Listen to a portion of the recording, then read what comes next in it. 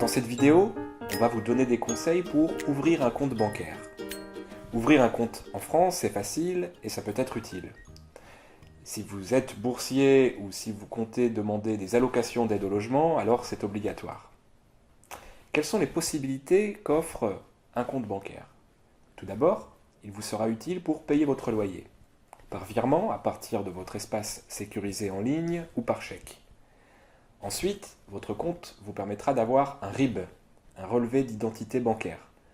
C'est un document important que l'on vous demandera régulièrement, notamment pour recevoir vos aides financières, telles que les allocations d'aide au logement fournies par la CAF ou encore votre bourse si vous êtes boursier.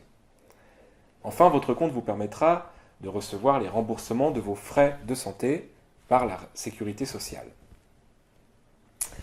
Pour bien choisir sa banque, il est important de comparer les différents services qu'elles offrent et leurs frais.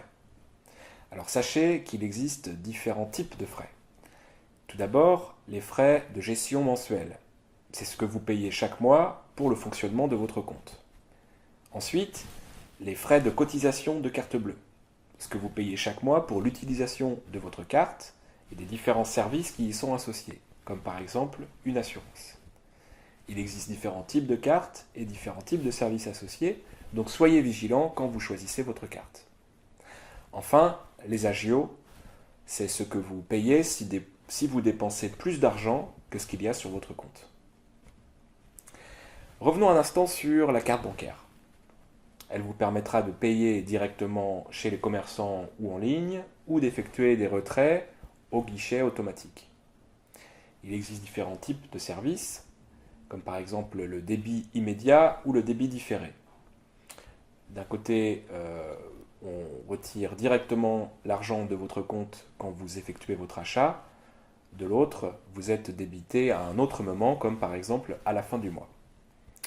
Finalement, ça dépend de la façon dont vous gérez vos finances. Sachez qu'il existe l'option internationale. Si vous comptez voyager en Europe, cette option vous évitera des commissions importantes.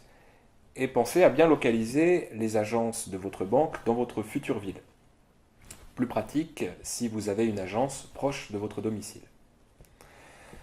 La plupart des démarches peuvent s'effectuer en ligne, mais vous devrez passer par la banque pour fournir quelques documents, dont votre passeport, votre visa long séjour si vous en avez un, et encore un justificatif de domicile, comme par exemple le contrat de bail ou une facture d'électricité.